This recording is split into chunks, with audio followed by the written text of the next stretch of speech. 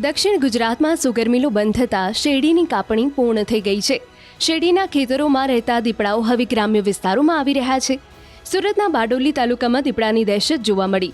આફવા ગામમાં છેલ્લા કેટલાક દિવસોથી રહેણાંક વિસ્તારોમાં દીપડો દેખાતા ગ્રામજનોમાં ભારે ભયનો માહોલ છે. પહેલા તો માહ્યાવંશી મહોલ્લામાં દીપડાએ કોધરમાં બાંધેલા વાછરડાનો શિકાર કર્યો. બાદમાં સ્નેહમિલન સોસાયટી નજીક બેઠેલા યુવાનો તરફ દીપડો આવતા નાસભાગ મચી ગઈ. સ્થિતિ એવી છે કે દીપડાને રહેણાંક વિસ્તારોથી દૂર રાખવા ગ્રામજનો રાત્રે સળગતી મશાલો લઈને સોસાયટી અને મહોલ્લા વિસ્તારમાં પેટ્રોલિંગ કરી રહ્યા છે. દીપડાને પકડવા વન વિભાગે પાંજરું તો મૂક્યું, પણ મારણ મૂકવાનું જ ભૂલી ગયા. ઉપરથી 3 દિવસથી કોઈ અધિકારીઓ ગામમાં ન ફરકતા લોકોમાં ભારે રોષ જોવા મળી રહ્યો છે. દીપડાની દહેશત, દીપડાના ભયથી લોકોનામાં એક આ દીપડાનો આતંક જોવા મળ્યો છે. આપણી સાથે સ્થાનિકો છે, એમની સાથે વાતો કરવાનો પ્રયાસ કરીશું. જી, તમારું નામ? આ દીપડો દેખાયો છે, સીસીટીવીમાં કેદ થયો, કેટલો ભય, શું કહેશો? અમે જ્યારે દીપડાને જોયો ત્યારે અમને એવું લાગ્યું કે આ કંઈક જનાવર છે, પણ ત્યાર પછી થોડી વાર પછી અમે એને આઈડેન્ટિફાઈ કરી શક્યા કે આ દીપડો છે. અને ત્યાર પછી અમે લોકોએ ભાગવાનું ચાલુ કર્યું, જે આગળના વિડીયોમાં તમે જોયું જ હશે.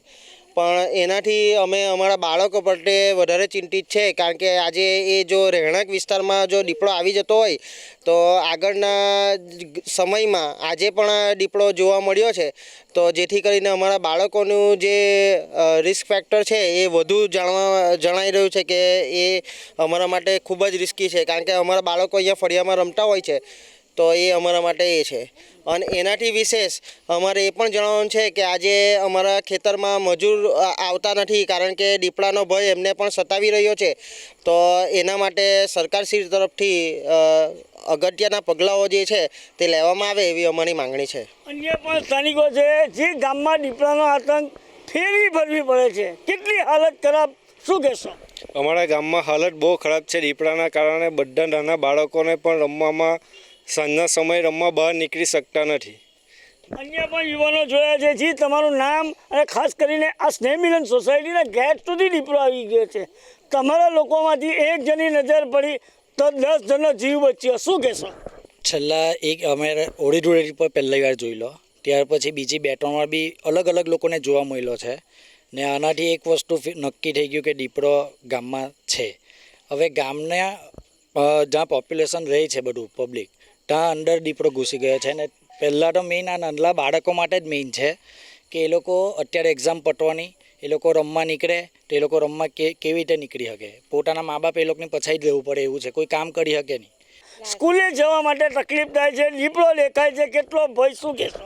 સવારમાં 6 વાગે જ્યારે સ્કૂલે ગઈએ ત્યારનો દેખાય દીપડો. એકવાર દેખાઈ લો અહીંયા હંભે ખેતરમાં, ને પછી રમવામાં ને એમાં બીક લાગે બહાર જવામાં. આ સ્કૂલે જાઓ છો એવા સમય દરમિયાન દીપડો દેખાયો છે, કેવું લાગ્યું હતું અને કેવો ભય લાગ્યો હતો, શું કહેશો? બીક લાગીને અંદર જતી રહેલી ઘરમાં, બીજી વારથી બહાર નહીં નીકળેલી એકલી, કેમ કે પછી ભય રહી જાય તો પછી કડી ગયો હતો.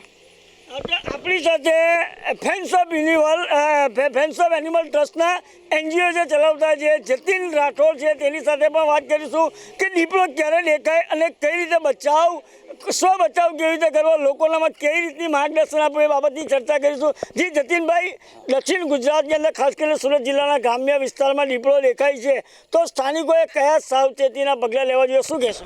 ખાસ કરીને સાઉથ ગુજરાતની અંદર માંડવી તાલુકો છે, મહુવા તાલુકો છે, પલસાણા તાલુકો છે, કામરેજ તાલુકો છે, બારડોલી તાલુકો છે, ઘણા ગામડાઓની અંદર દીપડાઓ દેખાય છે. અમુક ગામડાઓની અંદર દીપડાઓ મેનીતર થઈ ગયા છે. મેનીતરનો મતલબ એવું થાય કે માણસો પર હુમલા કરે. અમુક જગ્યાઓ પર મેન હંટરનો મતલબ એવું થાય કે માણસો પર એટેક કરે છે. ને અમારા બારડોલી તાલુકાની અંદર ઘણા દીપડા એવા છે કે આજ દિન સુધી મેન હન્ટિંગ નથી કર્યું કે મેન ઇટિંગ નથી કર્યું.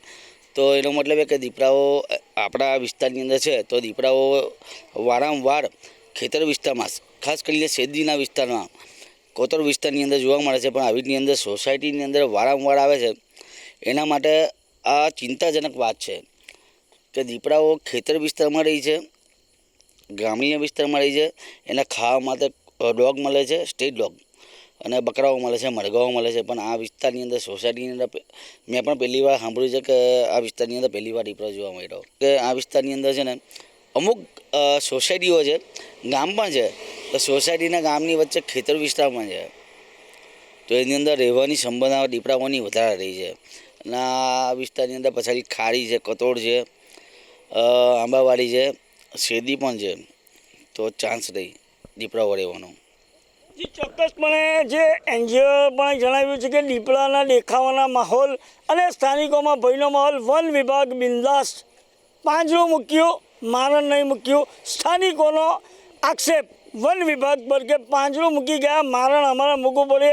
48 કલાકથી 72 કલાક થવા આવ્યો છતાં પણ વન વિભાગના અધિકારીઓ સ્પોટ ઉપર પાંજરું મૂકી ગયા પછી જોવા નથી મળ્યા. સ્થાનિકોમાં માત્ર ને માત્ર દીપડાની દહેશતને લઈને, વિદ્યાર્થીથી લઈને, યુવાનોથી લઈને, ખેત મજૂરોથી લઈને સમગ્ર ગામની અંદર દીપડાની દહેશત જોતા હાલ લોકોનામાં એક ભયનો માહોલ જોવા મળી રહ્યો છે. કેતન પટેલ, ન્યૂઝ 18 ગુજરાતી, બારડોલી.